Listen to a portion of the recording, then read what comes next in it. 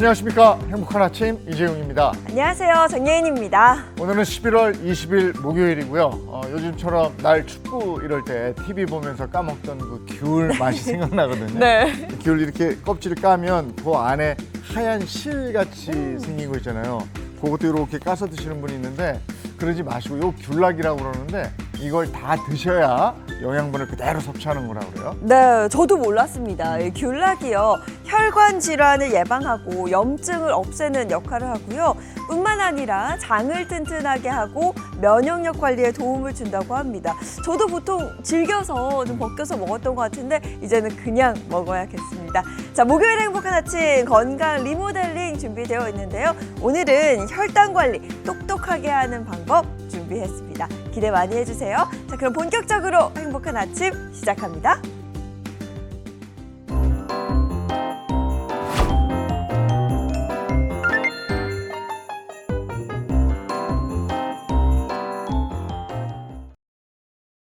네, 목요일 아침에는 어떤 소식이 들어와 있을까요? 모닝픽부터 함께하겠습니다. 김성환 평론가와 함께하죠. 어서 오세요. 네, 안녕하세요. 네, 첫 번째 모닝픽입니다. 어떤 소식입니까? 첫 번째 모닝픽, 1시간 동안 무슨 일이입니다. 네, 1시간 동안 무슨 일이? 이거 어떤 소식인지 자세히 좀 전해주시죠. 지난달 20일 오전 6시 17분 무렵이었는데요. 부산의 한 고등학교 인근에서 한 시민이 다급하게 119로 전화를 했다고 합니다.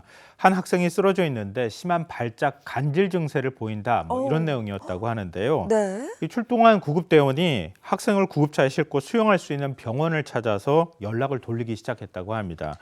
근데 간질 증상이 있는 미성년자라는 점을 감안해서 소아신경과가 있는 병원을 우선해서 찾았다고 하는데요. 부산의 대형 병원 4곳 모두 소아신경과 전문의가 없어서 배우 진료가 어렵다, 이러면서 환자 이송을 거부했다고 합니다. 야, 또 이런 일이 있었네요. 네. 경련의 호흡곤란까지 겪었는데 이 응급처치가 먼저일 텐데 병원이 다 거절했단 말이죠. 그 이후에 어떻게 됐습니까? 결국 구급대원은 다급한 상황이니까요. 부산 소방본부 산하의 구급상황관리센터에 이송할 수 있는 병원을 찾아달라, 이렇게 요청을 했다고 합니다. 센터 측은 구급대원이 연락한 병원을 포함해서 부산도 넘어서서 창원까지 대형 병원 8곳에 연락을 했는데 모두 같은 답변이 돌아왔다고 합니다. 소아신경과 전문의가 없다, 그래서 이송을 받을 수 없다, 이런 내용이었다고 하는데요. 그러는 사이에 1시간이 훌쩍 지나가 버렸습니다. 학생은 그 이후에 심정지 상태에 빠졌는데요.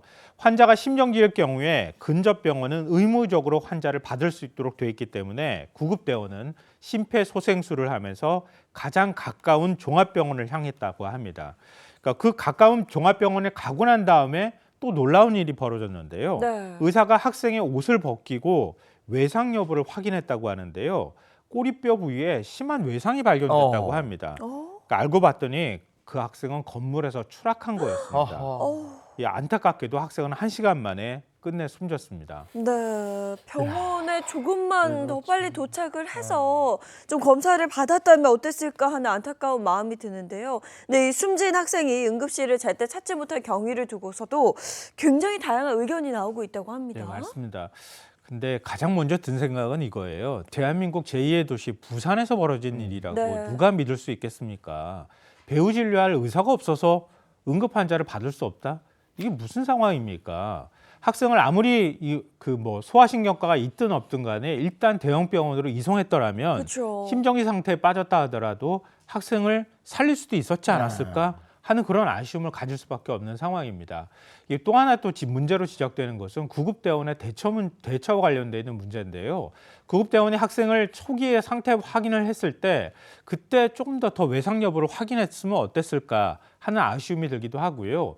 학생 상태를 확인하는 과정에서도 병원 측에 학생의 상태를 좀 정확하게 시민이 신고한 내용만 그냥 바로 그대로 전달하지 않고 구급대원이 확인한 내용을 좀 더 구체적으로 병원 측에 설명했더라면 굉장히 다급한 상황이라는 걸 병원이 확인을 하고 그리고 중증 환자에 해당이 되기 때문에 빨리 병원으로 이송해라, 이런 판단을 할 수 있지 않았을까 하는 아쉬움도 같이 남을 수밖에 없는 상황인 것 같습니다. 초기 대응부터 이 병원 응급실 뺑뺑이까지 이거 정말 곳곳에 문제가 있었네요. 네.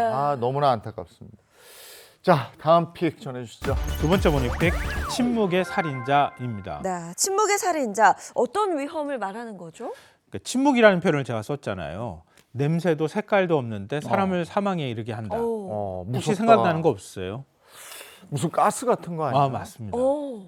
일산화탄소를 생각하시면 될 것 일산화탄소. 같아요. 겨울철에 일산화탄소 중독 사고가 계속 발생하고 네. 있는데요. 이건 뭐 어제 오늘 일은 아닙니다. 근데 최근에도 계속되고 있는 상황인데요. 이틀 전 강원도 태백에서 차량에 차박 텐트를 연결해 머물던 40, 50대 부부가 숨진 채 발견이 됐습니다. 발견 당시에 텐트 안에서는 유료 난방기가 켜져 있었다고 하는데요. 이 차량과 텐트는 밀폐된 상태로 연결이 돼 있는 상황이었다고 합니다. 이 경찰은 난방기에서 발생한 일산화탄소에 중독돼 일어난 사고로 현재 추정을 하고 있습니다. 뿐만 아니라 지난해 2월에 정선의 한 휴양지에서도 비슷한 사고가 있었는데요. 캠핑하던 50대가 텐트에서 일산화탄소에 중독돼 숨진 채 발견이 되는 일도 있었습니다. 강릉의 한 글램핑장에서도 일가족 5명이 일산화탄소 중독으로 추정되는 사고로 병원으로 옮겨지는 일도 있었습니다.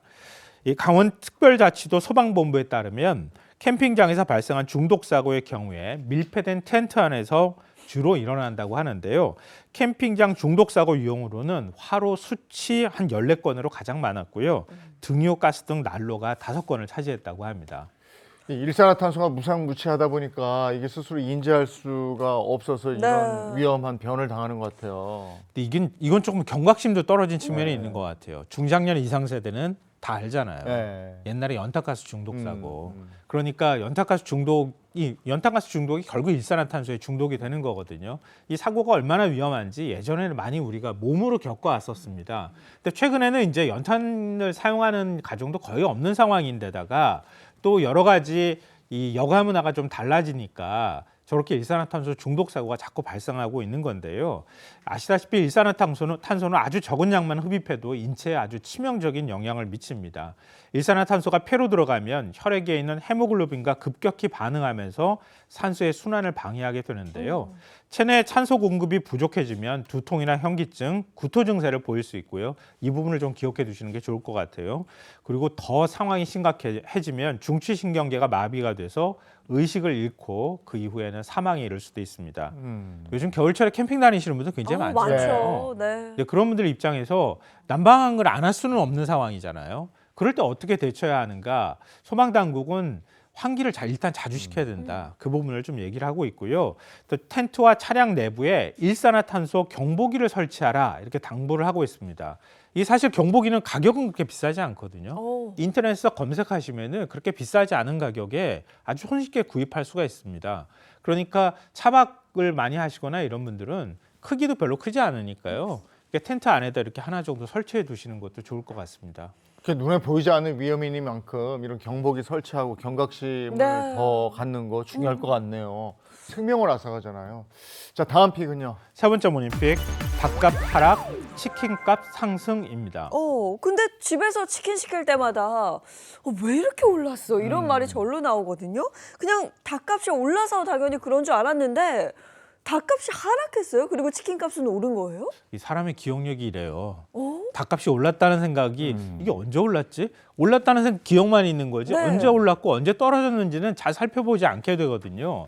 근데 닭값은 떨어지고 있는데 치킨값이 오른다? 뭔가 좀 안 맞잖아요. 그렇죠. 그러니까 한국소비자단체 협의회에 따르면 지난해 프랜차이즈 납품용 육개 가격은 2023년보다 평균 7.7% 내려갔다고 합니다. 7개 주요 치킨 프랜차이즈의 재무제표를 확인을 해봤더니요. 모든 브랜드에서 2023년보다 2024년 매출 원가율이 하락한 것으로 나타났다고 합니다. 이 가운데 2개 치킨 프랜차이즈는 영업이익이 크게 증가하기도 했는데요. 협의회 측은 매출이 늘어났다기보다는 매출 원가, 그러니까 치킨의 매출 원가가 제일 많이 차지하고 있는 부분은 닭이라고 볼 수 있잖아요. 네. 닭값이 떨어지니까 자연스럽게 영업이익이 올라가는 현상이 나타났다. 이렇게 분석을 합니다. 근데 우리가 참 얘기하고도 희한한 게 네. 닭이 치킨인데 네. 닭값은 떨어지고 치킨값은 저 이해가 안 가요. 생닭은 닭이라 그러고 네. 치킨은 이제는 튀기고 뭐 이런 걸 그렇죠. 치킨이라고 아예 딱 돼 있어요. 네. 근데 이게 배달할 때하고 가서 먹을 때하고 가격 차이가 다른데 예. 이걸 잘 모르고 소비자들은 그냥 먹고 이러는 경우도 많다면서요. 혹시 그런 경험 해보셨어요? 치킨집에 가가지고 직접 주문해서 내가 가져오면 가격이 싸지는 거. 있죠. 피자도 그러잖아요. 피자도 그래요. 오. 피자도. 일종의 이중 가격 정책이 있는 네. 거예요. 그 이중 가격 정책을 프랜차이즈가 잘 고지를 하지 않거나 배달앱에서 그걸 잘 안내를 안 한다는 게 문제예요. 만약에 제대로 안내를 한다고 하면은 그런 이중 가격 정책을 사용한다는 걸 소비자들도 알고 그러고 난 다음에 조금 불편해도 가서 갖고 올까 이런 고민을 할 수가 있다고 하는데요. 근데 협의회가 8월에 발표한 조사 결과에 따르면 소비자는 동일한 치킨을 주문할 때 매장보다 배달앱에서 약 2,000원가량 더 지불을 하고 있는 것으로 나타나기도 했습니다. 실제로 제가 말씀드렸던 것처럼 가격 차이를 소비자가 사전에 확인하기 어려운 구조를 만들어 놓았던 것이기도 할 것 같은데요. 네. 이 배달앱 내에서 배달과 매장 가격을 비교할 수 있는 구조가 갖춰져 있지 않고 이중 가격 운영에 대한 고지나 가격 변동 이력도 지금 제공되지 않고 있는 상황입니다. 협의회에 따르면은 치킨 프랜차이즈 본사의 자사 홈페이지에서도 가격 관련 정보가 충분히 공개되지 않고 있고요. 권장 소비자 가격조차 홈페이지에 공개하지 않는 브랜드도 다수 있다고 합니다. 협의회 측은 프랜차이즈 업계는 가격 책정 방식을 투명하게 공개하고 합리적 근거를 제시해야 한다. 이렇게 강조를 하고 있습니다. 믿을 수 있는 가격책을 만들고 투명하게 이거 공개하고 이러면 될 것 같은데 네. 그게 안 되고 있었군요. 자, 다음 모닝픽은요. 네 번째 모닝픽 김장조끼 유행입니다. 네, 김장철마다 어른들이 그 방한용으로 입던 두툼한 누빔 조끼가 김장조끼잖아요. 근데 저는 이렇게 딱 봤을 때 좀 촌스럽다 싶었는데 이게 이제 젊은 친구들 사이에서 또 하나의 패션 아이템으로 인기를 얻고 있다는 거죠. 예전에 할머님들이 입고 계시는 거 저는 어머니가 입으셨던 것도 기억이 나는데요. 그 김장조끼 알고 계시죠? 알죠. 빨간색에 꽃무늬 누빔 막 조끼. 화려하게. 네. 근데 이게 젊은 층한테 인기를 얻고 있다? 이 세상 유행은 역시 돌고 도는다 이런 생각을 안 할 수가 없는데요. 그러니까 최근 각종 SNS를 중심으로 오늘 등교 룩 콘텐츠가 인기를 끌면서 김장조끼 열풍이 확산하고 있다고 합니다. 실제로 SNS에서 촌스러운데 귀여움, 학교에서 입으면 존재감 뿜뿜, 교실 룩으로 이만한 게 없다 이런 반응을 쉽게 찾아볼 수 있다고 하는데요. 이 조끼가 처음에는 촌스러운 감성과 10,000원에서 한 2만 원대의 저렴한 가격으로 주목을 받았는데 최근에는 이거 막상 입어보니까 따뜻하기까지 하네? 뭐 이런 반응까지 얻어지면서 사람들한테 관심을 모으고 있다고 하는데요. 여기에 블랙핑크 제니, 에스파 카리나 등 인기 연예인들이 SNS에서 김장조끼를 착용한 모습을 올리면서 더욱 화제가 되고 있습니다. 실제로 10대에서 30대 초반쯤 나이대 이용자들이 김장조끼 검색을 하는 양이 최근 20배나 상승을 했고요. 여성 비율이 84%로 압도적이었다고 합니다. 진짜 알록달록하고 예쁘네요. 그리고 일할 때 입는 바지들도 편하니까 많이 입는데 맞아요. 이제는 김장조끼까지 우리 젊은이들이 아주 좋아하는 품목이 됐네. 이게 또 유행이라니까 재밌어요. 세상은 역시 오래 살고 볼 일이다. 이런 생각도 좀 한편으로 하게 되는데요. 혹시 이재용 앵커께서는 그 기억하세요? 군 시절에 입었던 깔깔이. 그거 노란색. 진짜 따뜻하고 좋아요. 그렇죠. 얼마 몇 년 사이에요. 네. 깔깔 입고 다니시는 분도 굉장히 많아요. 맞아요. 그렇게 될 거라고는 상상도 못했습니다. 김장조끼도 마찬가지인 것 같은데요. 패션업계 관계자는 이렇게 얘기합니다. 요즘은 이모 삼촌 옷장에서 볼 법한 디자인이 가방이나 옷들이 다시 10대에서 20대에 관심을 받고 있다. 특히 10대는 자신의 개성을 패션으로 드러내는 데 대해서 매우 적극적인데 그런 면에서 김장조끼는 실용성과 재미를 모두 충족하는 아이템이다. 뭐 이런 분석을 내놓기도 했는데요. 이 김장조끼가 사람뿐 아니라 최근에는 이 반려동물한테도 이쁘네. 너무 귀여운데요? 그러니까 반려견 김장조끼가 해마다 꾸준히 인기를 얻고 있다고 합니다. 이 야. 반려견과 함께 커플로 김장조끼를 입는 사람들도 굉장히 많다고 하는데요. 젊은 층에서 인기가 뜨거운 만큼 올겨울엔 패딩보다 김장조끼를 입은 분들을 조금 더 자주 볼 수도 있을 것 같습니다. 이거 생각해 보니까 제가 아까 깔깔이 얘기했잖아요. 네. 남자들은 깔깔이 입고 여성분들은 김장조끼 김장조끼. 그리고 김장을 하는 겁니다. 따뜻하고 좋겠는데. 풍경이 참 이거 어떻게 설명을 해야 되죠? 옛날에 군 시절에는 그게 그렇게 부러웠잖아요. 병자들만 딱 내어봐서 깔깔 입고 이렇게 하고 있고. 맞아요. 다른 그랬습니다. 계급들은 그렇게 못했단 말이에요. 네네. 자, 오늘 여기까지 하겠습니다. 김성환 평론가와 함께했습니다. 고맙습니다. 고맙습니다. 네, 이어서 오늘 날씨 어떤지 알아보겠습니다. 문다영 기상캐스터 나와주세요. 네, 아침까지는 중부를 중심으로 도로 살얼음에 유의하셔야겠습니다. 중부에 약한 빗방울이 떨어지고 눈이 날리면서 미끄러울 수 있겠습니다. 반짝 찾아왔던 추위는 언제 그랬냐는 듯 오늘 한낮부터 기온이 크게 오르겠습니다. 서울이 14도까지 훌쩍 오르겠고요. 낮과 밤의 일교차가 10도 이상 벌어집니다. 전국 하늘은 대체로 흐립니다. 오후까지 수도권에는 빗방울이, 강원과 충북 북부에는 빗방울이나 눈이 날리는 곳이 있겠는데요. 동해안을 중심으로는 여전히 대기가 건조해 화재 발생하지 않도록 주의하셔야겠습니다. 내일과 모레는 막바지 늦가을을 즐길 수 있겠습니다. 하늘도 대체로 맑게 드러나겠고 일교차가 큽니다. 일요일까지 한낮에는 온화하겠지만 하늘은 흐려집니다. 오늘 한낮 기온은 전국 대부분 15도 안팎입니다. 서울이 14도, 대전과 전주, 대구가 15도, 부산이 16도까지 올라서 선선함이 맴돌며 추위는 한결 나아지겠습니다. 다음 주 월요일과 화요일에는 중부와 호남, 제주에 비나 눈이 내리겠습니다. 이후 다시 기온이 한 자릿수로 낮아집니다. 지금까지 날씨 전해드렸습니다.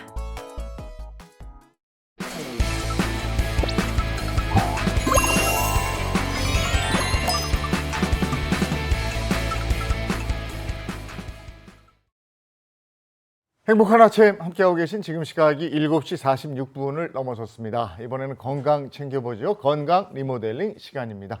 장민욱 신경과 전문의, 민혜영 가정의학과 전문의 어서 오세요.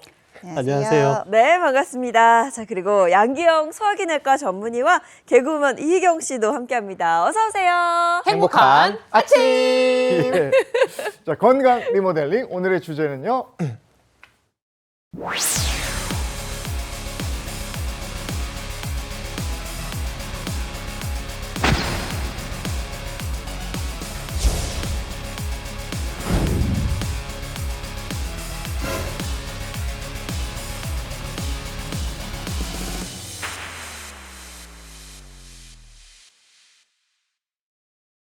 추울 때일수록 어려운 혈당 관리 똑똑하게 하는 법, 이게 오늘의 주제인데요.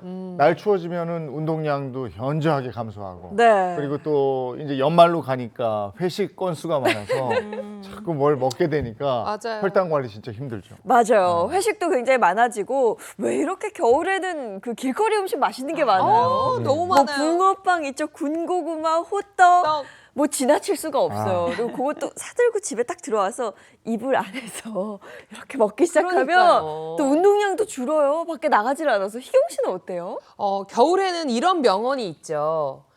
이불 밖은 위험하다. 저도 그래서 그런지 겨울에는 밖에 나가기가 너무 무서운 거예요. 그래서 안 나가는 거예요. 맞아요. 그래서 그냥 밖이 너무 무섭다 보니까 이제 좀 이렇게 운동도 멀리하게 되고 그다음에 이불 속에서 귤 까먹으면 또 그렇게 귤락 먹으라면서요. 네. 또 이게 귤락까지 해가지고 또 이렇게 먹고. 또 이제 웬만하면 걸어가던 거리도 차 타고 이동하게 되고. 근데 사실 이렇게 겨울이 되면 저를 돌아보면서 참 혈당 관리를 하긴 해야겠구나 걱정이 되긴 합니다. 맞아요. 그런데 네. 뭐 보통 내가 당뇨 진단을 받은 게 아니라면 막 혈당 관리 신경 써서 하지는 않거든요. 맞아요. 근데 중요한 부분일 텐데 그래도 혈당 좀 신경을 써야 하는 거죠? 그럼요. 이 대한당뇨병학회 팩트시트를 보면은 당뇨병 환자 600만 명이라고 보고가 돼 있는데 당뇨 전 단계에 해당되는 전당뇨 환자도 1,600만 명이나 된다 이렇게 보고를 했습니다. 2천만 명이 넘죠. 우리나라 성인 3명 중 1명이 당뇨에 이 위험에 노출되어 있다 이렇게 봐도 과언이 아닙니다. 그런데 당뇨 전 단계에 해당되시는 분들은 혈당 체크도 그렇게 자주 하지 않을 뿐더러 어쩌다 한번 하는 건강검진 시즌이 돌아왔을 때 8시간 금식 철저하게 맞추고 나서 가서 네. 혈당 검사를 하니까 또 정상으로 나오는 경우가 많아요. 맞아요. 그래서 내가 당뇨 전 단계인지 정확히 모르고 지나가는 경우도 많아서 이럴 게 서서히 당뇨가 나한테 찾아오고 있을 수도 있는 거죠. 네. 그러니까 꼭 당뇨 진단을 받지 않았어도 평소에 혈당 관리는 철저하게 해라 이런 말씀이신데, 근데 오늘 주제 정말 추위가 혈당 관리에 치명적일 수 있어요? 그럼요. 이 추위가 혈당 관리에 치명적인 이유 이미 예인 씨와 희경 씨가 다 이야기해 주셨거든요. 아, 죄송해요. 날씨가 춥다 보니까 얘기하신 것처럼 거의 밖에서 활동을 잘 안 하려고 하잖아요. 집에만 머무는 시간이 길어지고 활동량과 운동량이 줄어들게 되니까 에너지 소모가 덜 되면서 혈당이 올라갈 수 있습니다. 그리고 또 하나가 날씨가 추워지면 내 몸에서는 우리는 정온동물, 체온을 일정하게 유지해야 되잖아요. 여기에 더 많은 에너지를 쓰게 되고 몸의 대사 자체도 체온을 더 유지하기 위해서 피하 지방이 쌓이는 방향으로 더 가려고 하거든요. 네. 그러면 어떻겠어요? 식욕을 계속 당기게 하겠죠. 아. 음식들이 많은 것도 있지만 여름보다는 더 식욕이 좀 당겨지는 경향이 있습니다. 그래서 많이 먹게 되면 그것 때문에 체중도, 내장 지방도 증가하게 되고 인슐린 저항성이 더 생기면서 혈당 조절은 점점 더 어려워지겠죠. 그러면 나는 이걸 좀 이겨내고 밖에서 운동을 좀 해볼까 하고 밖에 나가시면 너무 춥잖아요. 네. 사실 이렇게 추위에 노출이 되면 이것 자체가 우리 몸에는 하나의 스트레스 팩터가 됩니다. 그러면 몸에서 콜티졸이라고 하는 스트레스에 대항하는 호르몬이 증가하거든요. 콜티졸은 또 간에서의 포도당 합성과 배출을 더 증가시켜요. 그래서 또 혈당이 올라갈 수 있으니까 이래저래 추위는 혈당 조절에 조금 더 어려운 요소가 될 수밖에 없는 거죠.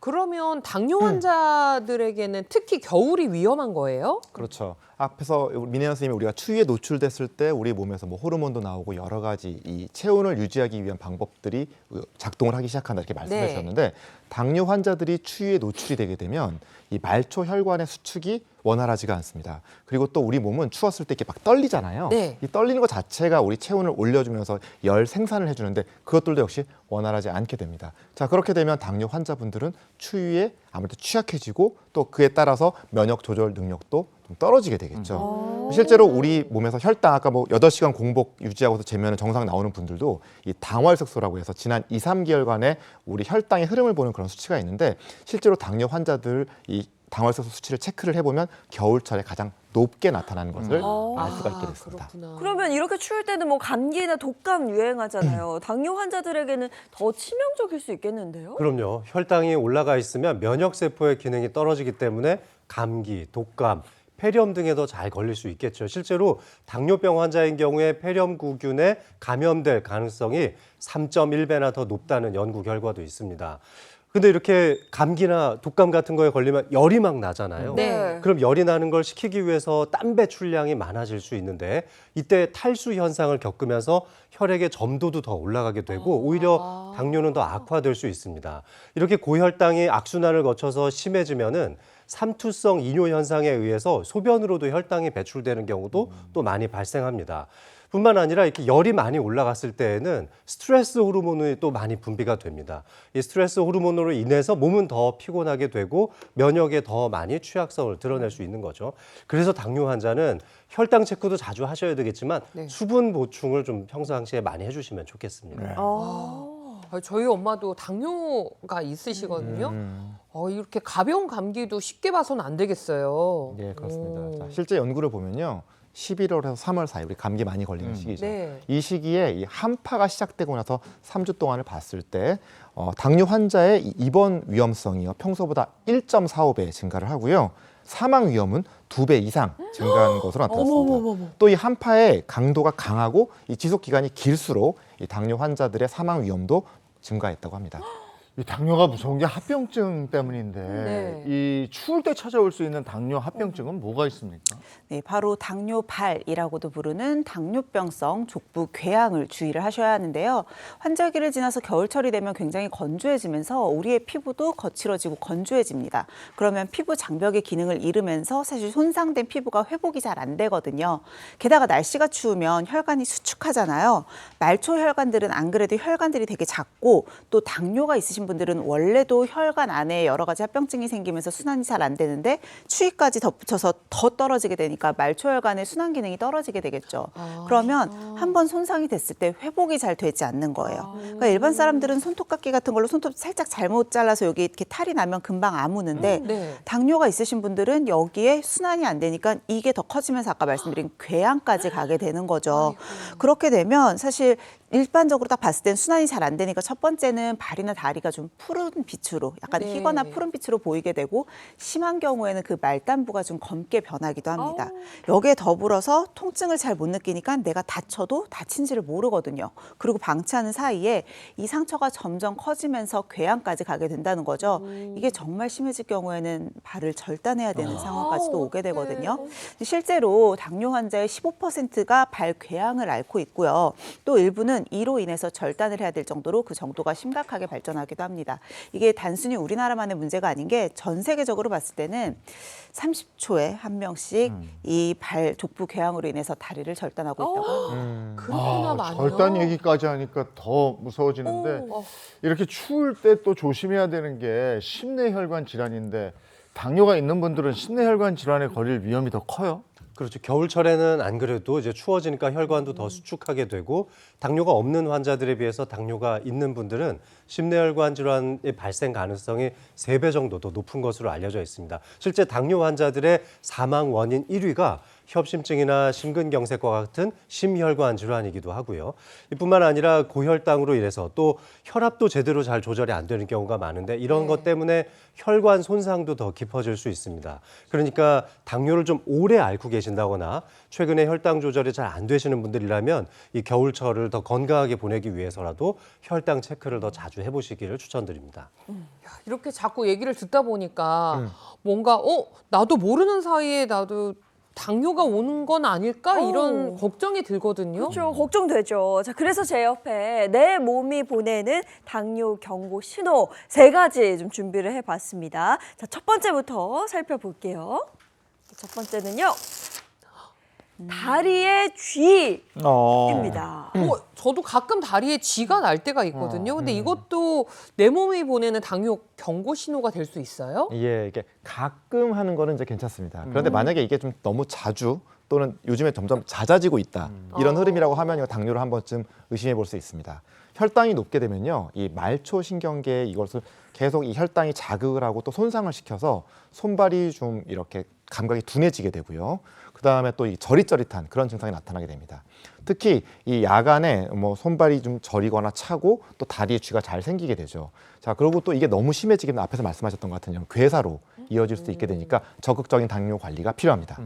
근데 나이가 들다 보면은 좀 손이 저리기도 하고 또 손목도 시큰시큰거리기도 하고 하잖아요. 네. 근데 혹시 이런 것도 당뇨의 전조 증상일까요? 이 손목을 많이 쓰시는 주부님들이나 또 직업적으로 손목을 많이 쓰시는 분들이 손목 터널 증후군이라는 걸 자주 네. 겪게 되는데요. 이 손목 한가운데를 지나가는 정중신경에 눌려서 손상을 받는 경우인데 이게 당뇨병 환자들에게 더 잘 발생한다고 알려져 있습니다. 네. 통증이나 감각 이상 등의 증상이 나타날 수 있죠. 아니 이래서 내가 내 몸을 좀 알아야 돼요. 들여다봐야 하고 손발이 조금 문제가 있는 것 같다, 뭐 저릿하고 이상이 있는 것 같다 하시면 꼭 진단을 받아보셔야겠습니다. 자, 그러면 내 몸이 보내는 당뇨 경고 신호 2번째 이어서 보겠습니다. 자, 2번째는요. 전신 무력감입니다. 무력감? 근데 전신 무력감도 당뇨의 신호일 수 있어요? 네, 당뇨의 큰 특징, 큰 증상 중에 하나가 전신 무력감과 극심한 피로거든요. 사실 당뇨라고 하는 게 그냥 혈당이 단순히 높은 상태가 아니라 이로 인해서 인슐린의 저항성이 생긴 상태입니다. 인슐린의 저항성이 생겼다는 건 뭐냐면 내 몸에서 내 몸에 있는 세포들이 에너지원으로 받아야 되는 포도당을 세포 안으로 넣어주지 못한다라는 뜻이거든요. 그러니까 혈액 중에는 혈당이 넘쳐나는데 막상 일을 해야 되는 세포는 에너지를 전혀 받지 못하는 거예요. 그래서 극심한 무력감과 피로감을 느끼게 되는 거죠. 근데 선생님 생각해 보면은 당뇨 환자가 아니다 하더라도 살다 보면은 막 피곤하고 그럼요. 무기력해지고 네. 이럴 때 있거든요. 근데 이걸 어떻게 구분을 해요? 맞아요. 현대인들이라면 누구나 네. 늘 좀 피로감과 무력감을 느끼시죠. 그런데 당뇨로 인한 건 만성 피로와 만성 무력감입니다. 그러니까 일반적으로 여러분들이 느끼시는 피로와는 다른 거예요. 일반적인 피로는요, 내가 잠을 잘 자고 충분히 휴식을 하고 또 음식, 영양분 섭취를 잘 하면 금세 회복이 됩니다. 수일 내에 회복이 돼야 되는데요. 수면 패턴 자체가 좀 불규칙해지고 잠을 좀 잔 것 같은데도 낮에 계속 졸음이 몰려오고 또 사람이 무력감을 느끼고 에너지가 없잖아요. 그러면 짜증이 늘고 예민해지게 됩니다. 그러니까 쉽게 얘기해서 나는 요즘 좀 피곤한 것 같아서 푹 잘 잤고 밥도 잘 먹고 잘 쉬었는데도 계속 이유가 없이 피로하다.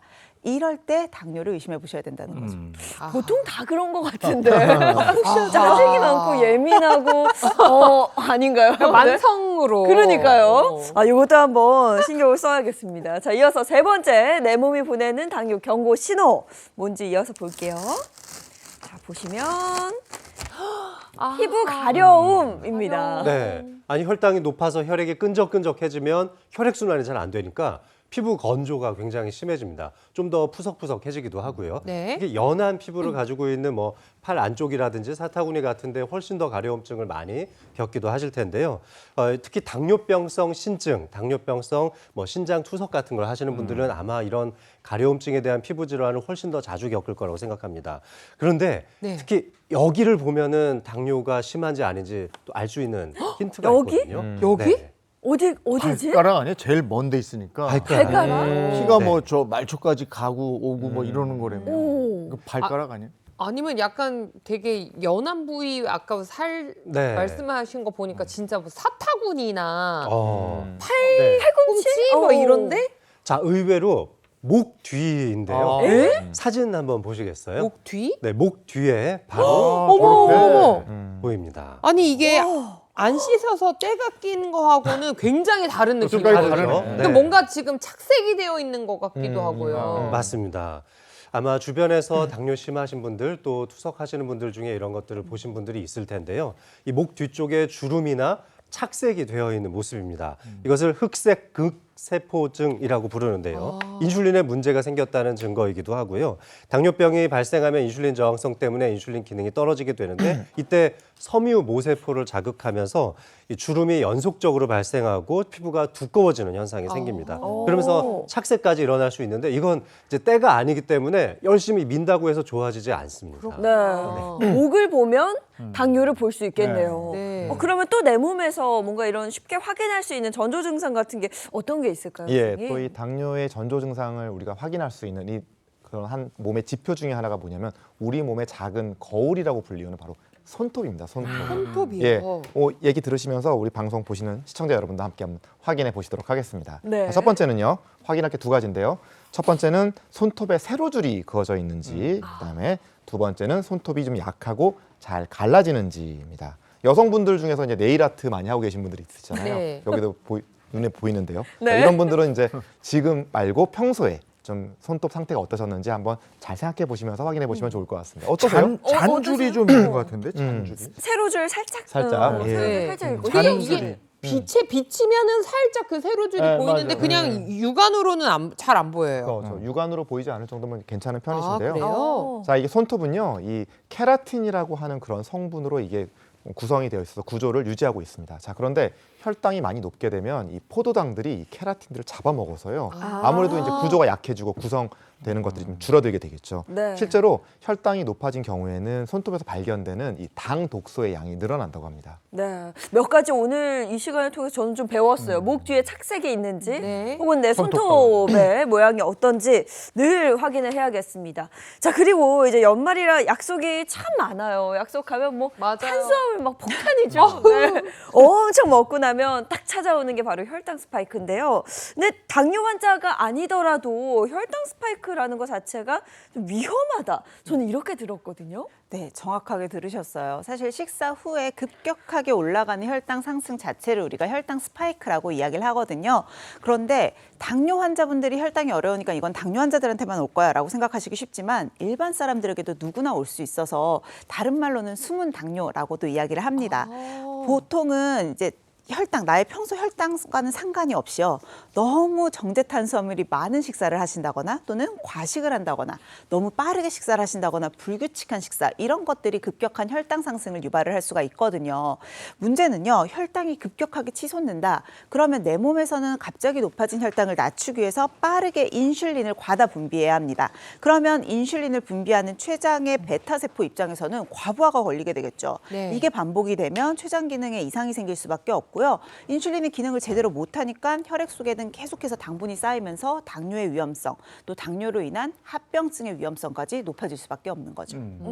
왜 우리 주변에서 친구들하고 이렇게 밥 먹고 나면은 너무나도 쉽게 야, 나 혈당 스파이크 맞았다. 맞아요. 나 혈당 스파이크 왔다. 당 이런 스파이크. 표현을 많이 썼는데 네. 저는 이렇게 설명을 듣고 보니까 혈당 스파이크가 이렇게까지 무서운 줄은 상상도 못했어요. 그렇죠. 자, 네. 혈당 스파이크가 얼마나 위험한지 시각적 예시를 한번 준비해봤습니다. 먼저 혈당이 이게 변동폭이 크지 않은 좀 완만한 상태를 빗대어서 저희가 순두부하고 가벼운 공을 준비했는데요. 네. 한번 보실까요? 자, 이렇게 순두부와 가벼운 공은 혈당이 이렇게 많이 변하지 않을 때이니까 떨어뜨려 봐야 순두부가 그렇게 크게 손상되지는 않죠. 네, 멀쩡하네요. 맞습니다. 혈당 스파이크가 없을 때는 우리 혈관도 이렇게 안전한 모습을 지킬 수 있는데, 자, 혈당 스파이크가 있는 상태에 빗대어서 무거운 공을 한번 떨어뜨려 보면, 아이고. 자, 이렇게 공 무게 때문에 순두부가 쭉쭉 밀려 들어가죠. 네, 다 망가졌어요. 맞습니다. 자, 이렇게 한번 깨져버린 순두부가 다시 원래의 모습으로 돌아올 수 없는 것처럼 우리의 혈관은 계속 누적적인 손상을 받게 됩니다. 이런 것들이 결국 혈관이 나빠지는 혈관 합병증으로 이뤄질 수 있으니까 이런 혈당 스파이크로 인한 혈관 합병증뿐만 아니라 혈당 쇼크로 인한 돌연사까지도 고려해 볼 수 있는 거죠. 어머. 아니 이렇게 당을 급격하게 올리는 음식을 먹으면 혈관에도 안 좋지만 다이어트에도 또 치명적일 것 같은데 혈관과 다이어트 관계가 있는 겁니까? 그렇습니다. 우리가 이제 다이어트 할 때 제일 먼저 하는 게 칼로리 계산이잖아요. 내가 맞아요. 오늘 몇 칼로리 먹었고 운동 내가 얼마나 했으니까 몇 칼로리 빠졌을 거야. 뭐 이렇게 생각하면서 이 칼로리 숫자에만 이렇게 많이 집착을 하는데 사실은 우리가 몸을 건강하게 빼는 게 더 중요하잖아요. 이럴 때는 사실은 이 칼로리 숫자보다는 혈당 관리, 혈당이 얼마큼 잘 조절되는지가 훨씬 중요합니다. 자, 우리가 이제 음식을 먹게 돼서 혈당 스파이크가 갑자기 딱 생겼다. 이렇게 생기게 되면 우리 몸에서는 이거에 죄송합니다. 우리 몸에서는 이게 반응을 해서 췌장에서 인슐린을 이제 분비를 하는데 혈당 스파이크는 역시 과도하게 인슐린이 분비가 되겠죠. 자, 우리 몸의 구조는 우리가 이렇게 혈당이 생겼을 때 인슐린에서 그 혈중에 있는 포도당들을 간과 근육에 가서 그걸 저장을 시킵니다. 하지만 우리 몸에 항상 한계가 있죠. 이 간과 근육에도 전부 다 저장을 하더라도 우리가 계속 먹게 되면 잉여 포도당, 넘치게 되는 포도당이 있는데 이 포도당들이 계속 넘치게 되면 얘들은 지방으로 전환이 되어서 아하. 우리 뱃살도 가고요, 안 허벅지에도 돼. 가고 정말 우리 몸에 정말 예쁘지 않은 곳에 가서 다 이렇게 침착이 되게 됩니다. 자, 그러면은 우리 몸은 이 쌓여 있는 이것들에 대해서 아무래도 정말 살이 잘 찌게 되는 체질로 바뀌게 되고요. 그렇게 되면은 또 인슐린이 너무 많아지니까 우리 몸은 아까 말씀드렸듯이 인슐린 저항성이라는 게 생기게 됩니다. 그냥 총체적인 난국이 되는 거죠. 네. 이렇게 해서 혈당이 좀 높아져서 인슐린이 제대로 작동을 하지 못하게 되니까 살이 더 잘 찌는 그런 체질로 점점 변하게 되는 것입니다. 네. 제가 며칠 전에 아주 달달한 꿀이 발라진 고구마 스틱과 그 삼박자 커피라고 하죠. 그걸 아유, 동시에 맛있겠다. 먹고 기절하듯 잠이 드는 기억이 있거든요. 원래는 이제 다이어트 할 때 많은 분들 칼로리만 신경을 쓰셨을 텐데 이제는 혈당 관리도 중요하다는 거 명심하셔야겠습니다. 근데 음식을 먹을 때 사실 굉장히 좋은 궁합의 음식이 있고 또 나쁜 궁합, 최악의 궁합도 있다고 하잖아요. 이걸 좀 알면 좋을 텐데요. 그렇죠. 그래서 제가 오늘 여러분들이 모르는 의외로 혈당 스파이크를 유발할 수 있는 최악의 음식 궁합들을 좀 준비를 해봤거든요. 네. 우리 희경 씨 같이 나와서 저 좀 도와주시겠어요? 저 이런 거 좋아합니다. 여기 희경 씨가 좋아하는 음식 냄새가 지금 굉장히 많이 나고 있어요. 뭐야 이거? 난리 났어요, 선생님. 지금 근데 최악의 궁합이에요. 혈당 스파이크를 유발할 수 있는 최악의 궁합 첫 번째 음식 바로 공개해 볼게요. 짠. 에?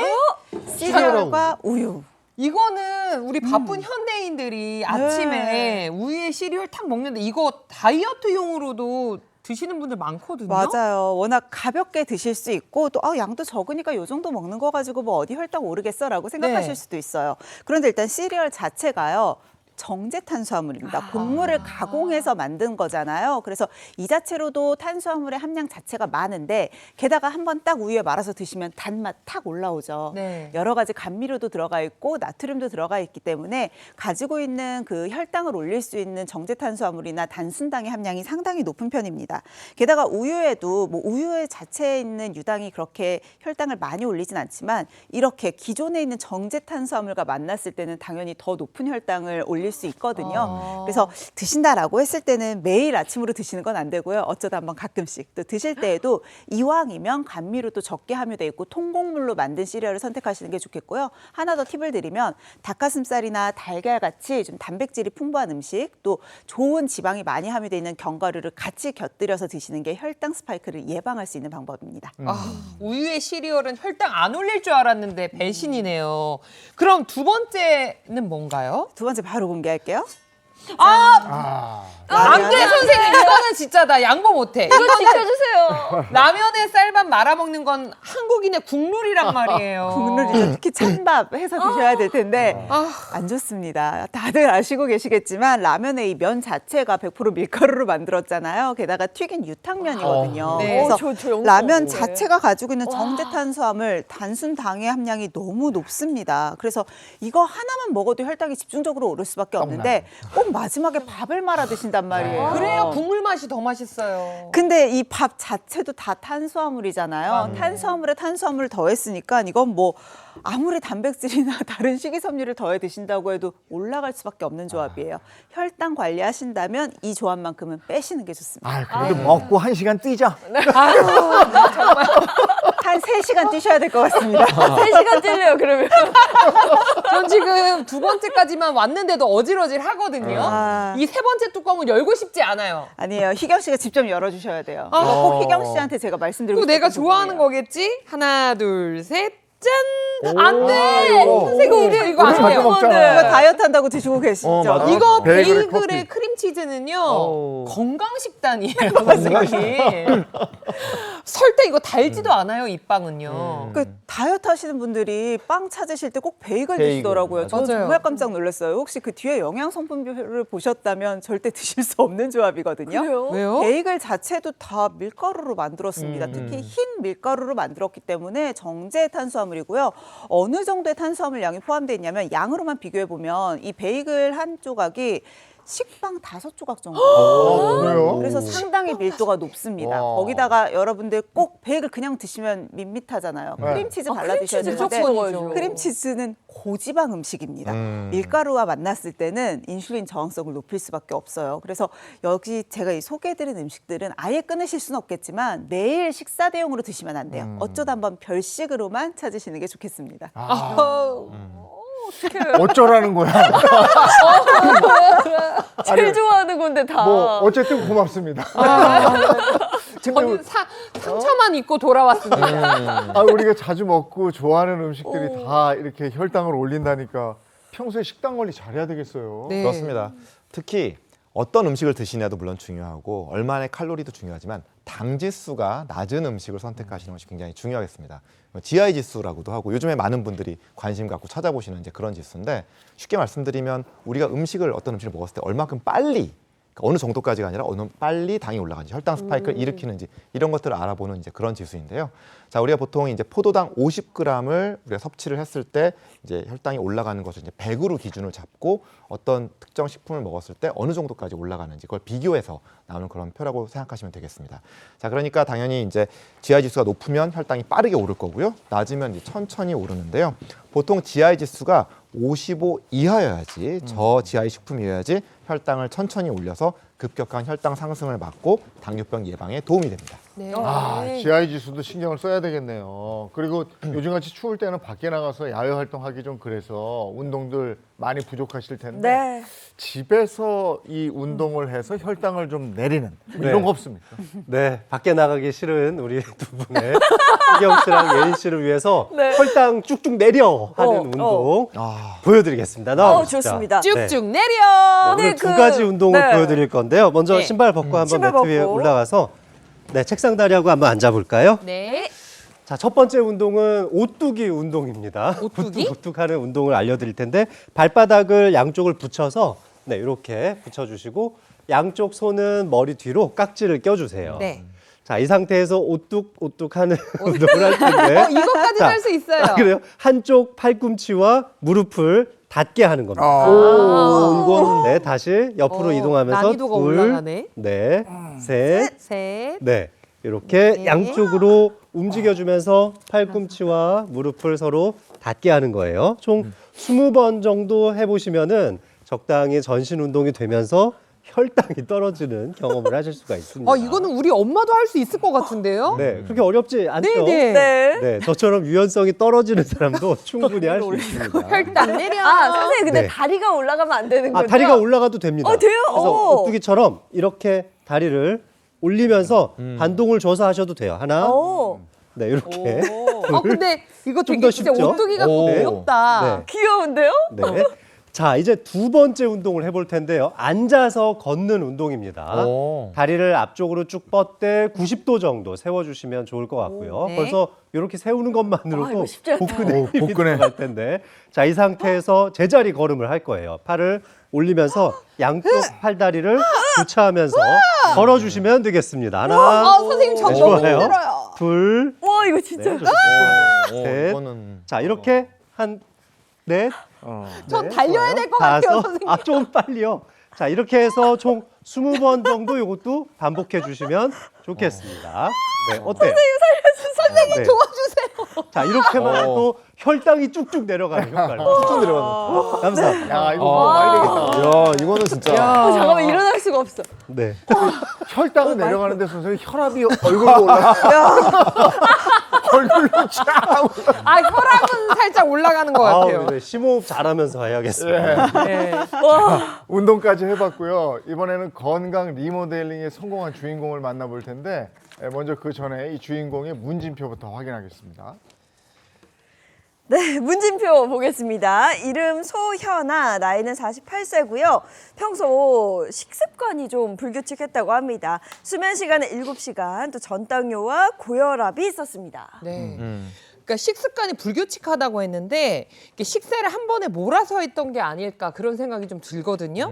그래서 나이가 들면서 점점 혈당 조절도 안 되고 전당뇨까지 오게 되지 않았을까 싶어요. 네, 맞습니다. 전당뇨라고 하는 거 요새 많이들 이렇게 언급되고 네. 있는데요. 말 그대로 당뇨 전 단계. 그러니까 정상보다는 높지만 아직 당뇨의 진단 기준 수치보다는 약간 낮은 그 중간 단계인데 이거는 사실 엄밀히 말하면 아직 질환은 아니에요. 그래서 많은 분들이 나는 아직 당뇨는 아니에요. 혈당이 약간 높다고 하는데 뭐 괜찮대요. 뭐 이렇게들 많이 알고 계시는 이제 그런 수치인데 엄밀하게 말해서 질환은 아니지만 이때부터 우리 당뇨의 그 무서운 합병증들의 그 유병 상태가 정말 진행을 하는 그런 단계니까 절대로 무시하실 수 있는 단계는 사실 아닙니다. 당뇨 전 단계부터 잘 관리하지 않으면 5에서 10% 정도는 1년 이내에 당뇨로 실제로 가게 되고요. 전체로 봤을 때 절반 정도는 10년 안에 당뇨를 진행하게 되니까 이 상태에서 절대로 그냥 방치하시거나 그냥 무시하시면 안 되고요. 철저한 이 혈당 관리가 필요합니다.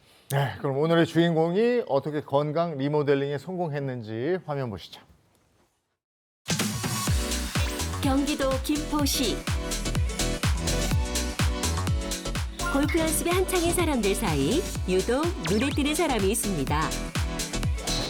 수준급 골프 실력으로 한 번, 균형 잡힌 명품 몸매로 또 한 번 눈길을 사로잡는 이분이 바로 오늘의 주인공인데요.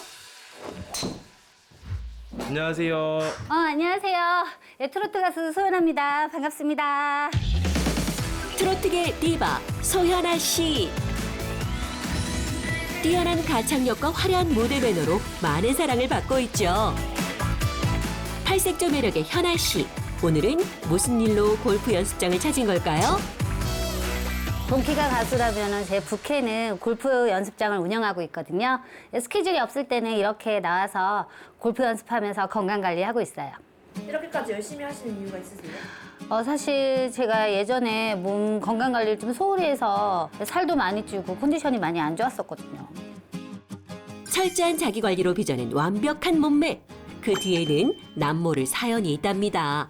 아무래도 활동을 하다 보면 이렇게 차 안에서 이동하는 시간이 많잖아요. 근데 그러다 보면은 시간이 쫓겨서 차 안에서 삼각김밥이나 뭐 주먹밥 이런 걸로 끼니를 대충 때우거든요. 그러고 나서 무대에 에너지를 확 쏟고 나면 끝나고 나면은 정말 허기가 너무 지는 거예요. 그래서 폭식 아닌 폭식을 막 하게 되고 그러다가 어느 순간 눈을 딱 떠보니까 제가 10kg가 쪄 있는 거예요. 지금과는 사뭇 다른 모습의 현아 씨. 체중이 늘수록 요동치는 혈압과 혈당 걱정으로 불안에 떨어야 했다는데요. 살이 찌면 단순히 체중만 느는 게 아니고요. 그 혈당, 혈압 다 올라가더라고요. 그리고 사실 저희 아빠가 암 수술을 3번이나 하셨거든요. 그래서 건강이 얼마나 중요한지 누구보다 잘 알거든요. 그때부터 본격적으로 체중 관리, 혈당 관리 하게 됐어요. 건강을 되찾기 위해 가장 먼저 한 일이 과거 생활 습관을 돌아보는 일이었답니다.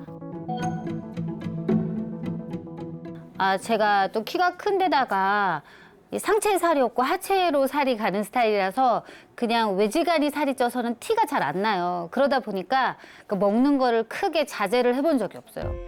바쁜 스케줄로 인해 제대로 된 식사를 챙기기 어려웠던 현아 씨. 결국 혈당까지 걱정해야 하는 상황에 놓이게 됐답니다. 더 이상 방치해두면 큰일 날 것 같아서 무작정 다이어트를 시작했거든요. 굶고 그러다가 뭐 닭가슴살하고 야채만 먹어보고 그랬더니 기초대사량이 확 떨어지면서 조금만 먹어도 살이 더 많이 찌고 해서 이 체중 관리랑 혈당 관리가 전혀 안 되더라고요. 이러다가 당뇨병으로 평생 고생하겠다 싶은 걱정이 드는 거예요. 그래서 건강하게 꾸준히 관리할 수 있는 방법을 찾기 시작했었어요. 현아 씨는 어떻게 건강을 되찾을 수 있었던 걸까요? 그 비법이 궁금해지는데요. 그날 오후, 오늘은 모처럼 조카와의 점심 약속이 있답니다. 완벽한 몸매의 소유자답게 채소부터 준비하는데요. 역시 현아 씨의 몸매 비결은 채소인 걸까요? 아유, 채소만 먹을 수 없죠. 단호한 그녀의 한마디, 메인 메뉴가 따로 있었네요. 관리하셨는데 너무 괜찮아요. 제가 예전에 굶는 다이어트 하면서 유효한 혈당 문제를 겪었잖아요. 그래서 그 방법이 틀렸다는 걸 아니까 이제는 한식 위주의 식단으로 챙기면서 딱 한 가지만 바꿨어요. 비만과 혈당 걱정에서 벗어나기 위한 현아 씨만의 비법, 뭘까요? 이거는 파로쌀이에요. 제가 밥을 진짜 좋아하거든요. 그래서 밥만큼은 포기 못 하겠더라고요. 파로쌀은 식이섬유가 풍부해서 포만감도 오래가고 혈당을 낮추는 데도 도움을 준다고 하더라고요. 밥을 좋아하는 현아 씨답게 가장 맛있게 파로밥을 즐기는 방법도 찾았답니다. 보통 잡곡밥이라고 하면 그 식감이 좀 까끌까끌해서 꺼려 하시는 분들이 많으시거든요. 저도 처음에는 그래서 5대5로 밥을 해 먹었거든요. 근데 파로는 다른 잡곡에 비해서 그 까끌까끌함이 없고 특유의 그 부드러우면서 톡톡 튀는 식감이 있거든요. 그래서 저는 7대3으로 비율을 해서 밥을 지어 먹고 있어요. 건강한 변화를 이끌어준 파로밥이 완성되고 여기에 달콤한 불고기까지 현아 씨만의 건강 밥상이 차려졌습니다. 이모 나왔어. 왔어. 얼른 와. 뭐야 살이 더 빠졌네? 뭐야, 진짜? 대체 비결이 뭐야? 알려줄게. 기다려봐. 까마 얼른 먹어. 이모가 맛있게 했으니까. 맛있겠다. 그치? 갓 지은 파로밥과 불고기의 만남, 행복한 식사가 이어지는데요. 밥과 불고기 둘 다 놓치지 않겠다는 듯 크게 한 쌈 싸서 먹는 모습마저 쏙 배달맞네요. 근데 이거 무슨 밥이야? 엄청 고소하고 맛있다. 그치? 이게 바로 파로밥이야. 식감 되게 부드럽고 맛있다. 그치? 근데 계속 먹기만 하고 비결은 언제 알려줄 거야? 이게 바로 비결이야. 이모 한참 살쪘을 때 전당뇨 때문에 엄청 걱정했었잖아. 근데 파로로 밥을 지어 먹었더니 혈당도 안정적으로 유지가 되고 자연스럽게 살도 빠지더라. 아니, 나는 다이어트 한다 해서 오늘 하루 종일 풀만 먹을 줄 알았더니 이렇게 푸짐하게 먹을 줄 몰랐어. 그치? 보통 다이어트 한다 그러면 우리 막 닭가슴살에다가 채소 이런 것만 먹잖아. 근데 평소 먹는 식단 그대로 먹으면서 파로 밥 하나만 바꾸면은 이렇게 건강하게 맛있게 꾸준히 체중 관리할 수 있을 것 같아. 자, 마 우리 소화 좀 시킬 겸 노래나 한 곡 할까? 우리 간만에? 강변북로를 나는 잊지 못해요. 만족스러운 식사 덕분일까요? 오늘따라 현아 씨의 음색이 더욱 감미롭게 느껴집니다. 아 근데 입이 좀 심심한데. 그래? 응, 뭐 먹을 거 없어? 그럴 줄 알고 이모가 하나 챙겨놨지. 뭔데? 기다려봐. 역시 소다엔 간식이 빠질 수 없죠. 짠! 이게 뭐야? 이게 바로 파로 누룽지야. 파로 누룽지를 먹으니까 맛도 있는 데다가 자연스럽게 혈당 조절도 되고 체중 관리도 돼서 이모는 정말 꾸준히 편하게 먹고 있다. 역시 관리의 왕답네. 이런 철저한 자기 관리가 있었기에 지금의 현아 씨가 있는 거겠죠? 아 맞다. 이모 혈당 관리 잘하고 있지? 당연하지. 잘하고 있지. 아, 말 나온 김에 혈당 체크 한번 해볼까? 응. 오케이. 해봐. 씨를 불안에 떨게 했던 혈당 문제.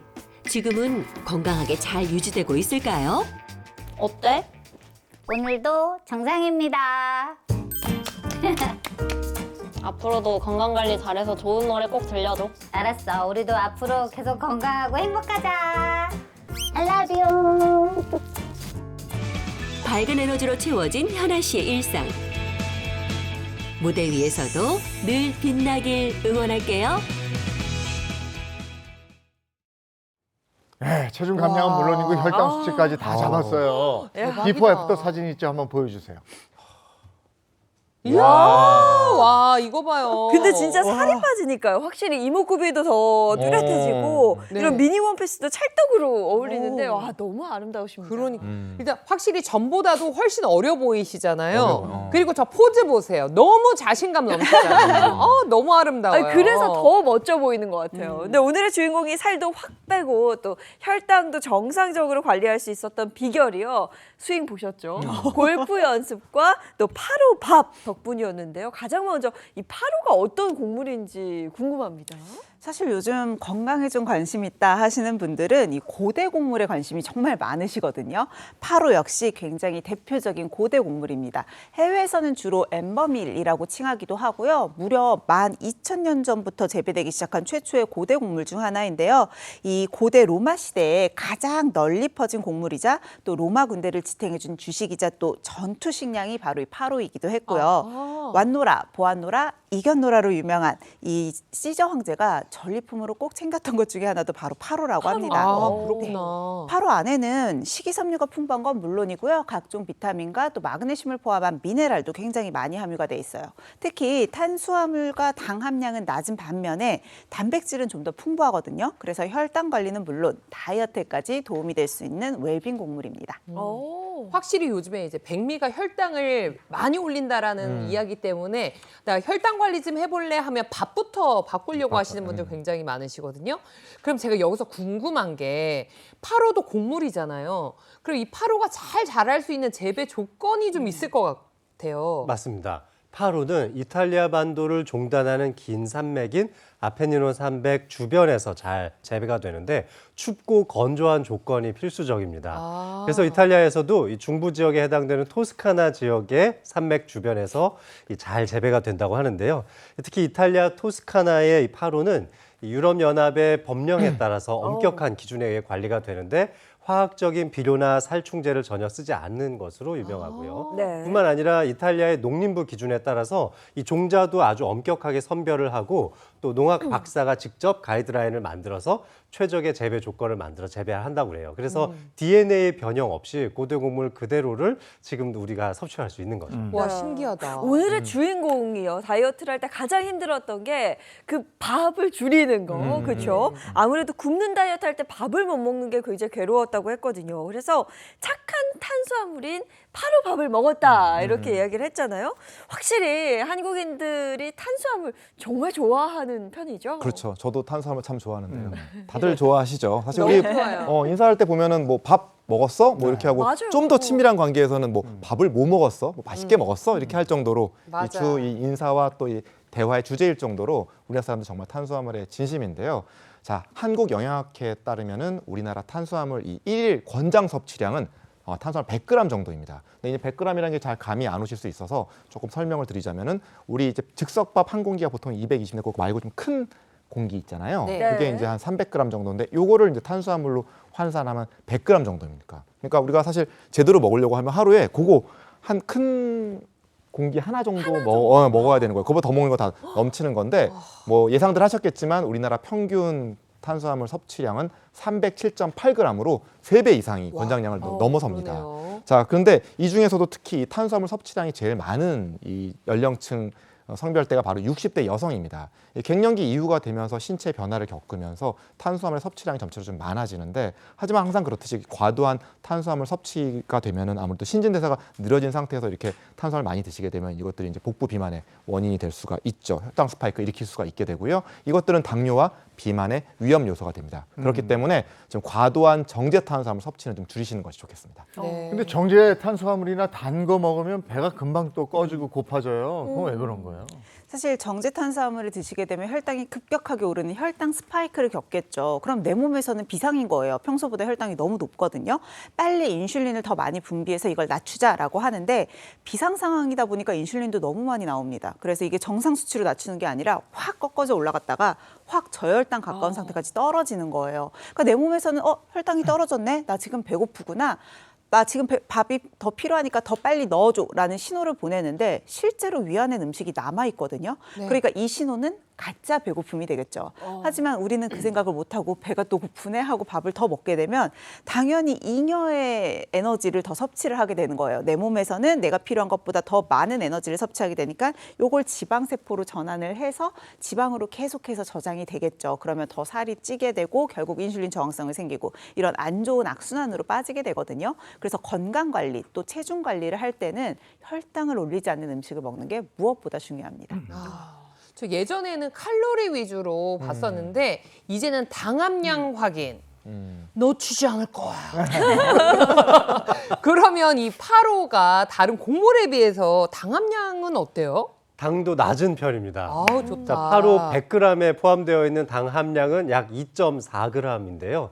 이것이 얼마나 낮은 수치냐면 완두콩과 비교했을 때는 1.6배 낮고 슈퍼푸드로 알려져 있는 퀴노아에 비해서는 2.2배 낮고요. 또 건강 곡물이죠. 카무트에 비해서도 3.2배나 낮은 수치입니다. 그러니까 당뇨 환자의 건강 관리에도 도움이 된다라는 걸 이걸 벌써 알 수 있는데요. 실제로 고대 곡물을 섭취했을 때 인슐린 수치라든지 당활색소나 공복혈당 등이 개선됐다는 연구 결과가 있었습니다. 또 아까 전에 말씀드렸던 GI 지수라는 게 있는데 이게 55보다 낮은 게 좋다고 말씀드렸잖아요. 네. 근데 8호는 이 GI 지수가 40밖에 안 돼요. 진짜 낮다. 그렇군요. 그렇죠. 오늘 주인공이 반찬은 평소에 먹던 거랑 똑같이 먹었는데 밥만 파로밥으로 바꿨을 뿐인데 혈당이 좋아졌거든요.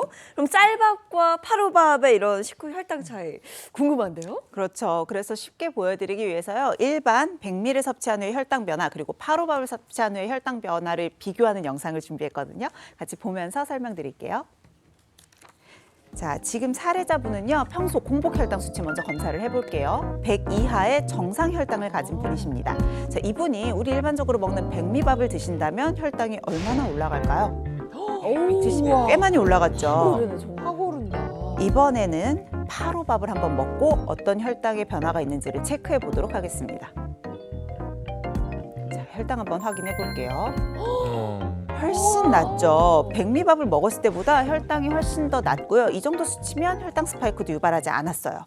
즉 혈당 스파이크를 방지하는 데 있어서 음식 관리가 얼마나 중요한지를 알 수 있는 거죠. 네, 확실히 이렇게 혈당 수치로 바로 보니까 네. 차이를 알 수 있는데, 근데 다이어트 할 때는 또 이렇게 배부른 느낌이 계속 있어야 다이어트도 할 수 있고 그런 거거든요. 맞아요. 다이어트 할 때 실패할 때를 보면은 그 결국은 배고픔을 참지 못하고 밤에 치킨을 시켜 먹는다든지 그 후회를 할지언정 자꾸 이 포만감이 오지 않는다는 게 문제였거든요. 맞아요. 근데 이 8호는 포만감을 줄 수 있나요? 예, 이 8호에는요 식이섬유의 이 함량이 굉장히 높기 때문에 네. 포만감이 되게 좋습니다. 좋다. 자, 현미의 약 2.16배 그리고 백미의 2.34배 수준입니다. 식이섬유가 아무래도 풍부한 음식들은 소화 속도가 느리고 포만감이 빠르고 또 쉽게 느낄 수가 있죠. 특히 8호에는요. 아라비노자일란이라고 하는 그런 식이섬유가 굉장히 풍부하게 들어있는데 이 아라비노자일란은 이제 소화되는 과정에서 이 물을 많이 흡수를 하고 점성이 되게 높아서 이게 아주 포만감이 많이 느껴지는 부피가 많이 늘어나기 때문에 포만감을 느끼게 되고 식욕을 좀 낮추게 되는 그런 효과가 있죠. 네. 그리고 또 과식을 덜하게 되면서 다이어트에도 굉장히 큰 효과를 발휘할 수 있고요. 우리가 다이어트를 하다 보면 또 변비들 또 많이 앓으시잖아요. 먹는 양이 줄어드니까 이 변비 예방에도 큰 도움이 될 수 있습니다. 또 8호는 백미보다 흡수가 천천히 돼서 혈당과 체중 조절에 도움이 된다 그랬는데 그건 왜 그런 거예요? 바로 저항성 전분이 풍부하기 때문이거든요. 사실 우리가 계속 탄수화물 이야기를 하고 있지만 탄수화물 중에서도 정제 탄수화물이 나쁜 거지 앞서서 양경 선생님이 얘기해 주신 식이섬유도 좋은 탄수화물 종류인 거고요. 저항성 전분도 좋은 탄수화물이라고 보시면 됩니다. 이름은 전분이라고 하는 이름이 있지만 우리 몸에 들어가면 식이섬유와 유사한 작용을 하거든요. 위나 소장 같은 소화기관에서는 거의 소화가 되지 않고 그대로 대장까지 내려가는 거예요. 그러면 대장 안에서 천천히 발효되면서 우리 몸에 천천히 흡수가 되는 탄수화물이기 때문에 전분이라는 이름을 가지고 있어도 혈당을 급격하게 올리지 않습니다. 일반적으로 우리가 얘기하는 전분은요. 사실 혈당을 굉장히 급격하게 올리고 이 올라간 혈당만큼 지방 또는 내장 지방의 형태로 우리 몸에 많이 축적이 되는 반면에 저항성 전분은 양이 많다라고 해도 흡수가 잘 되지 않고 배출에 더 용이하고 오히려 오랫동안 대장에 남으면서 포만감을 잘 유지시켜 주잖아요. 그러니까 혈당 관리에도 좋고 또 하나는 우리의 먹는 양, 이 식이 양 자체를 조절하는 데도 도움이 될 수 있다는 거죠. 그래서 식욕 조절에까지도 도움이 된다라고 보시면 될 것 같아요. 그러면 다른 곡물과 비교를 했을 때도 이 8호의 저항성 전분이 좀 높은 편인가요? 네, 높은 편이죠. 우리 자주 먹는 현미나 쌀밥, 네, 백미하고 좀 비교해 볼까요? 100g당 백미 속에 들어있는 저항성 전분 양이 약 0.64g인데요. 현미가 2.63g이에요. 8호는 무려 21.2g이나 들어 있습니다. 진짜 저항성 많다. 전분 많죠. 이 저항성 전분은 대장 미생물에 의해서 분해될 때 단수의 지방산이라는 걸 많이 만들어내는데 말 그대로 짧은 사슬로 되어 있는 지방산인데요. 이런 것들은 우리 몸에서 지방으로 축적되지 않기 때문에 인슐린의 기능을 개선하는 데 도움이 될 수 있습니다. 그래서 몸속 세포에 야 이제 영양분을 충분히 섭취했으니까 그만 먹어도 돼. 이런 신호도 상당히 좀 빨리 주는 편입니다. 그러니까 너무 좋은 신호인데. 불필요한 지방 축적도 막고 내장 지방도 좀 덜 생기게 하면서 식욕도 조절해 주니까 비만 예방에 도움이 되는 거죠.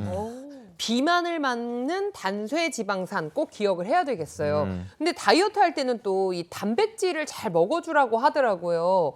이거는 어때요, 단백질? 단백질 많죠. 앞에서 말씀드렸듯이 뭐 식이섬유도 많고요.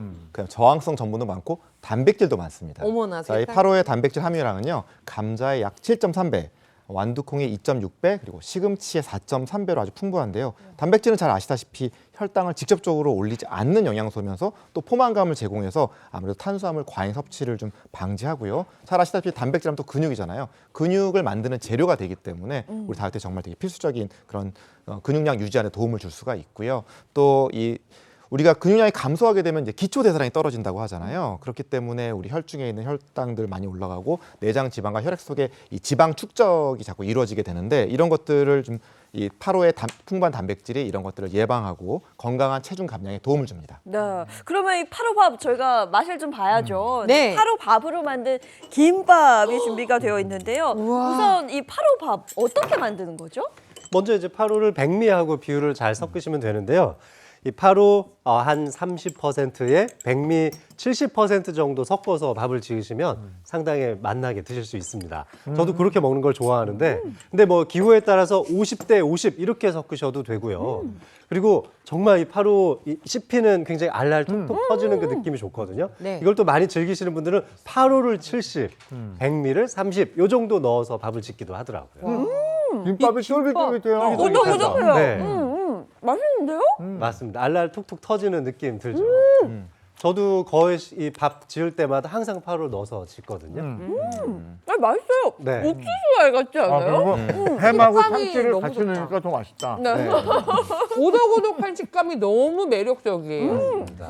그러면서 네. 또 생각보다 부드러워서 아이들 먹기도 너무 좋을 것 같습니다. 8호 김밥 외에도 8호를 활용해서 먹을 수 있는 방법 굉장히 많을 것 같은데요. 맞습니다. 자, 오이나 토마토, 양상추 등 이런 다양한 채소를 넣고선 우리 거기 안에다가 삶은 8호를 넣어서요. 그다음에 이 샐러드로 활용해서 드실 수도 있고요. 그다음에 토마토 소스나 크림 소스를 이용해서 8호 리소토를 만들어서 드실 수도 있겠습니다. 그리고 또 삼계탕에 우리가 보통 그냥 찹쌀을 넣지만 그 찹쌀 대신에 불린 8호를 넣고서 먹으면 식감과 또 영양도 더할 수 있으니까 굉장히 좋은 선택이 되실 수 있을 것 같습니다. 네. 그리고 또 우유나 과일 또 이 8호를 같이 넣은 따라서 갈면 스무디가 되는데요. 이 스무디는 또 아침 식사 대용으로 드시기도 굉장히 좋습니다. 이렇게 혈당 관리가 좀 어렵다 이러면은 흰쌀 대신 할 수 있는 이 8호의 활용법 잘 이용해 보시면 좋겠습니다. 섭취할 때 주의사항은 뭐가 있습니까? 식품이니까 특별한 주의사항은 없지만 식이섬유가 풍부하다고 했잖아요. 과다 섭취하면 복부에 불편감이 있을 수 있으니까 주의가 필요하겠고요. 원산지와 영양소의 균형을 고려를 해서 섭취하시길 권장드립니다. 예, 당뇨 관리에 대한 얘기 나눴습니다. 고맙습니다. 고맙습니다.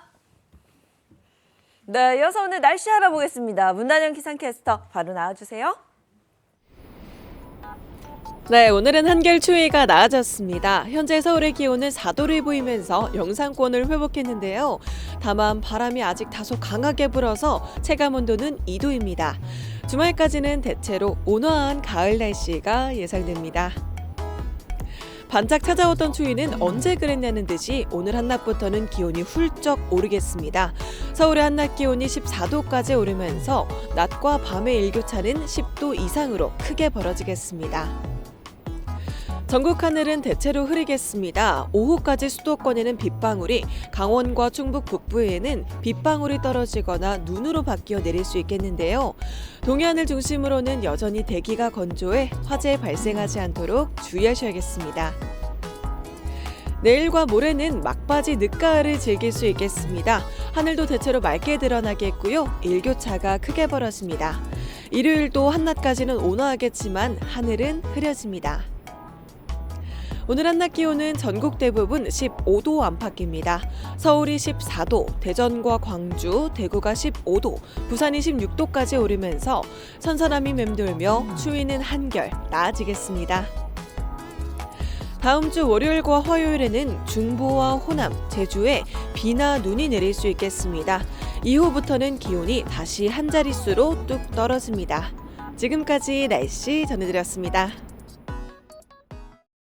오늘 아침에도 춥긴 하던데 그래도 낮부터는 좀 틀릴 거라고는 하죠. 네, 맞습니다. 근데 그래도 저는 여전히 춥고요. 요즘 뭐 감기나 독감 또 유행한다고 하니까요. 건강관리 잘 하셔야겠습니다. 좋은 하루 보내시고요. 저희는 다음 주 월요일 아침 7시 30분에 돌아올게요. 행복한 아침, 행복한 하루 되십시오. 고맙습니다. 고맙습니다.